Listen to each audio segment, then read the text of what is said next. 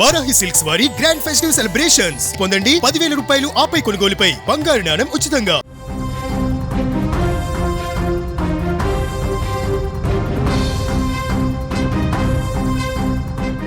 America అధ్యక్షుడిగా బాధ్యతలు చేపట్టిన డొనాల్డ్ ట్రంప్ తన అమెరికా ఫస్ట్ విధానాన్ని మరింత దూకుడుగా అమలు చేస్తున్నాడు. తాజాగా భారత్ రష్యా చమురు ఒప్పందాలపై ఆయన చేసిన వ్యాఖ్యలు దౌత్య వర్గాల్లో హాట్ టాపిక్ అయ్యాయి. రష్యా నుంచి చమురు దిగుమతులు తగ్గించుకోకపోతే భారత్ భారీ మూల్యం చెల్లించుకోవాల్సి ఉంటుందని మరొకసారి హెచ్చరించారు. రష్యా నుంచి భారత్ చమురు కొనుగోలు చేయడంపై ట్రంప్ తీవ్ర అసహనం వ్యక్తం చేశారు. ఈ విషయంలో భారత్ సహకరించకపోతే భారతీయ ఉత్పత్తులపై టారిఫ్లను భారీగా పెంచుతామని స్పష్టం చేశారు. ఇప్పటికే భారతీయ వస్తువులపై దాదాపు 50% టారిఫ్లు విధిస్తున్నామని ఆయన గుర్తు చేశారు. ఒకవేళ రష్యాతో వాణిజ్యాన్ని భారత్ కొనసాగిస్తే ఈ సుంకాలు మరింత పెంచడానికి వెనుకాడబోమని ట్రంప్ హెచ్చరించాడు.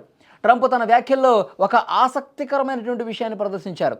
ప్రధాని మోదీని వ్యక్తిగతంగా పొగుడుతూ ఉన్నాడు. మోదీని వ్యక్తిగతంగా పొగుడుతూ దేశ ప్రయోజనాల విషయంలో కఠినంగా ఉంటానని తేల్చి చెప్పారు.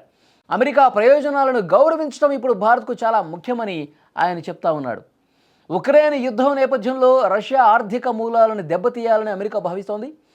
భారత్ భారీగా రష్యా చమురును కొనటం వల్ల ఆ ఆంక్షల ప్రభావం తగ్గుతోందని అమెరికా భావిస్తోంది.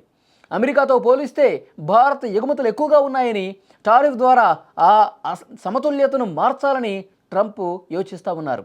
ట్రంప్ హెచ్చరిక నేపథ్యంలో భారత విదేశాంగ శాఖ ఎలా స్పందిస్తుందన్నది ఆసక్తికరంగా మారింది. ఒకవైపు చౌకగా లభించే రష్యా చమురు, మరోవైపు అతిపెద్ద వాణిజ్య భాగస్వామి అయిన అమెరికాతో సంబంధాలు, రెండింటినీ బ్యాలెన్స్ చేయటం మోదీ ప్రభుత్వానికి ఒక పెద్ద సవాలుగా మారబోతోంది.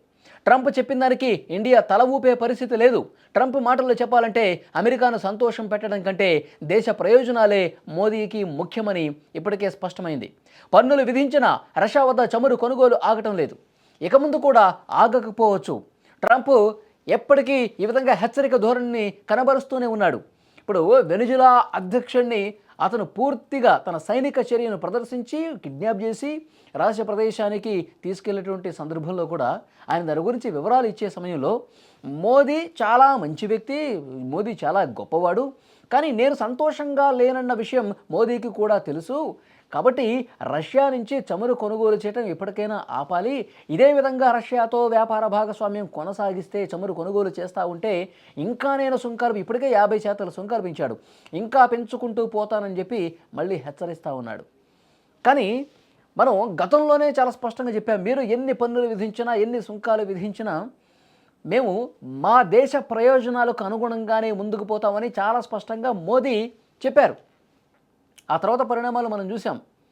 ఒకసారి ట్రంపే మోదీ నాతో ఇలా అన్నాడని చెప్పి ఏమంటాడు, రష్యాతో పూర్తిగా చమురు కొనుగోలును ఆపేస్తున్నాం అని ఆపేస్తున్నానని చెప్పి ట్రంప్కి మోదీ ఫోన్ చేసి చెప్పారంట. దాన్ని విదేశాంగ శాఖ కూడా, మన విదేశాంగ శాఖ తోసిపుచ్చింది, ఇందులో వాస్తవం లేదని చెప్పింది. సో ఏది ఏమైనప్పటికీ కూడా ట్రంప్ ఎప్పుడు ఏ క్షణాన ఏ విధంగా ప్రవర్తిస్తాడో ఎవరికి అర్థం కాని పరిస్థితుంది. కానీ మన దేశ ప్రయోజనాల కోసం, మన రైతుల ప్రయోజనాల కోసం, మన దేశంలో ఉన్నటువంటి ప్రజలు స్థితిగతుల్ని బేరేజు వేసుకుని, ప్రయోజనాలను బేరేజు వేసుకుని ప్రధానమంత్రి మోదీ గారు నిర్ణయాలు తీసుకుంటారు.